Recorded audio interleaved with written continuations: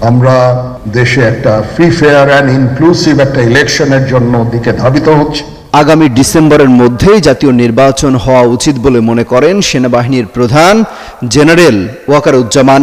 বুধবার ঢাকা সেনানিবাসের সেনা প্রাঙ্গণে অফিসার্স অ্যাড্রেসে তিনি এই কথা বলেন। সেনাপ্রধান জানান, নির্বাচনের বিষয়ে তার অবস্থান আগের মতোই আছে। দেশের ভবিষ্যৎ পথ নির্ধারণের অধিকার একটি নির্বাচিত সরকারেরই রয়েছে। আপনারা যদি নিজেদের মধ্যে ভেদাভেদ ভুলে একসাথে কাজ না করতে পারেন।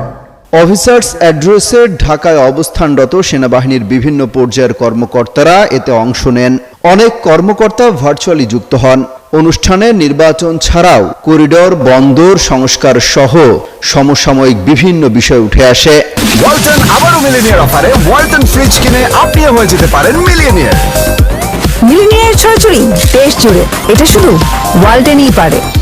সেখানে উপস্থিত সেনাবাহিনীর বিভিন্ন পর্যায়ের একাধিক কর্মকর্তার সঙ্গে কথা বলে এই তথ্য জানা গেছে। এই বিপরীতমুখী কাজ করলে কেসে কখনো শান্তি শৃঙ্খলা আসবে না।